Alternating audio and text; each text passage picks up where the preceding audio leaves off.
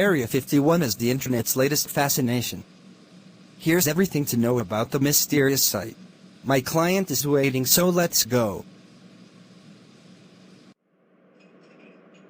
Area 51 has been shrouded in mystery for decades, so it only makes sense that the rumored alien secrets held within the remote desert site would get a reboot in the social media age. The internet has been invaded by Area 51 memes inspired by a joke Facebook event to take over the secretive military site and find the supposed aliens kept inside. The event, called Storm Area 51, They Can't Stop All of Us, is planned for September 20th, and so far 1.5 million people have signed on. As far back as the 1950s, people have reported seeing unidentified flying objects, U.F.O (S) at the Southern Nevada military base.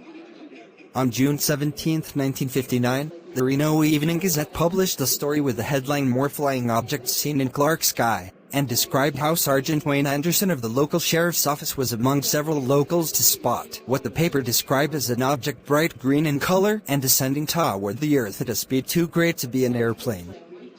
According to the CIA, secretive flight testing has been happening in the area since the military began testing U-2 CIA spy planes in 1955, around the time reports of UFO sightings started to come out, but that news has done little to quell the otherworldly theories that have long surrounded the enigmatic site. Here's everything to know about the history of Area 51, and why more than 1 million people want to see them aliens. What is Area 51? Area 51, officially named the Nevada Test and Training Range at Groom Lake, is a high-security open training range for the U.S. Air Force in southern Nevada, though the site is still very secretive. The public found out that Area 51 officially existed in August 2013 after Dr. Jeffrey T. Richardson, a senior fellow at the George Washington University National Security Archive, submitted a Freedom of Information Act request in 2005 for information on the CIA's Lockheed U-2 plane reconnaissance program, the secret construction and testing of spy planes used to gather intelligence. The request forced the CIA to declassify documents on the history of the U-2 and the 12 Oxcart program and the military base where the planes were constructed and tested, Area 51. There certainly was, as you would expect, no discussion of little green men here, Richardson, who died in 2017, told the New York Times in 2013. This is a history of the U-2. The only overlap is the discussion of the U-2 flights and UFO sightings, the fact that you had these high-flying aircraft in the air being the cause of some of the sightings. Malcolm Byrne, Deputy Director and Director of Research at the National Security Archive, tells Time that Richardson essentially solved the mystery surrounding Area 51 indirectly. I don't think Richardson was going after Area 51 specifically, it's just that, as often happens in these things, there's serendipity, and so material gets released that has things of interest for other people. What is the proposed raid? In a pinned post on Facebook events page, Jackson Barnes, who says he created the joke event, details his tongue-in-cheek plan to invade Area 51. It involves Monster energy drinks, Kyles, the internet name for white men and boys who have anger issues and punch drywall, and Naruto running, inspired by a Japanese anime show. Then the rock throwers will throw pebbles at the inevitable resistance. We don't want to hurt them, we just want to annoy them enough to not shoot the Kyles as often, Barnes writes, before making it clear that he does not advocate this plan actually coming to fruition. P.S. Hello US government, this is a joke, and I do not actually intend to go ahead with this plan.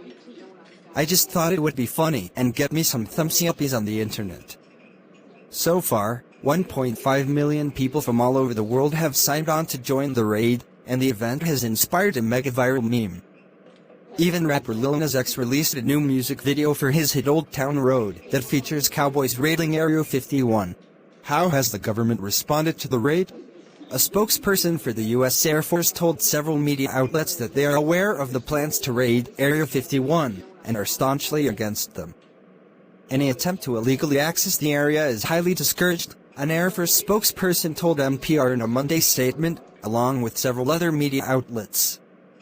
Area 51 is an open training range for the U.S. Air Force, and we would discourage anyone from trying to come into the area where we train American Armed Forces, Air Force spokeswoman Laura McAndrews told the Washington Post. The U.S. Air Force always stands ready to protect America and its assets. the Air Force did not immediately respond to Time's request for comment. Why has Area 51 become the subject of so many conspiracy theories? When Sergeant Anderson told the Reno Evening Gazette, now known as the Reno Gazette Journal, about spotting a UFO back in 1959, the outlet also reported that the Nellis Air Force Base, located about 130 miles south of Area 51, had received 2 previous reports in the past 3 weeks of UFO sightings. Those reports came just a few years after rumors of a UFO crashing in Roswell, New Mexico in 1947, which the Roswell Army Airfield later said was a weather balloon. The Air Force began investigating claims of UFO sightings in 1947, which later became known as Project Blue Book in 1952. By the time Project Blue Book ended in 1969, the Air Force had investigated over 12,000 claims. Meanwhile, people in the southern Nevada region continued to report UFO sightings, which in hindsight were probably sightings of the top-secret spy planes being constructed. Even so, imaginations have run wild ever since. Area 51 references have also seeped into pop culture, making appearances in movies like Independence Day, and Pollock has also inspired episodes of The Twilight Zone and The X-Files, as well as the slightly less iconic straight-to-video film Scooby-Doo and the Alien Invaders. Thanks.